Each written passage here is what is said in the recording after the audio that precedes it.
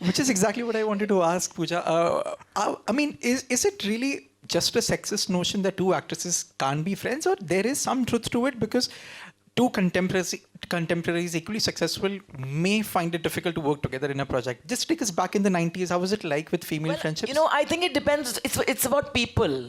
It's really not about women and men. I mean, I think that friendship doesn't have gender in my books and head. Neither does feminism, for that matter.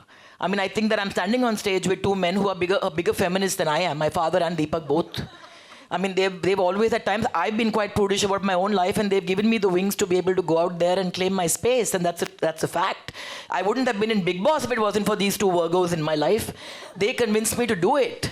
So, you know, they've always pushed me a little ahead, but I think that, yes, there is pressure because there is meant to be competition, and I think people get disappointed when the competition is not rife. It's like, to give the example of Bigg Boss, people said very often while I was in that house, अरे ये तो हम साथ साथ है बन रहा है, ये तो Bigg Boss नहीं बन रहा है. But I was determined that it's not a platform where you have to go and demean people. It's a platform that reveals you. It does not make you what you are. So I said, I have to go there and be me. The way I am in front of you, I will be there. Some people will palate it, some people will not. But you don't have to scream to be heard. And talking about sensuality, interestingly, Bhatt, we were talking about the fact that Gaiety Galaxy is just being pulled down. Yeah. And I'll never forget that memory, Deepak, when Ashiki ke time pe we had gone for the first show, and I actually saw in front of my eyes Rahul Roy's life changed at Gaiety Galaxy. And I remember Jism releasing in 2002. And there was a line around the block and over for that movie that promised sensuality, but did look inwards.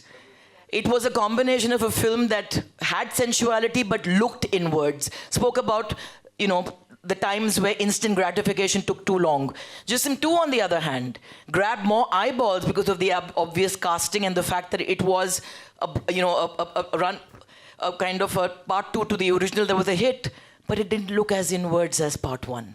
So I think what you're trying to say is that we've seen them all now. We've seen good-looking bodies, we've seen all of that, but if there's no soul beyond that body, I think that you can't grab people's interest beyond a point. So sensuality must look inwards.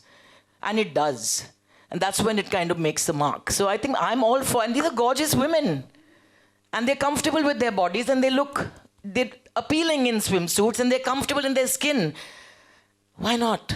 What's the problem? Deepak sir, your left.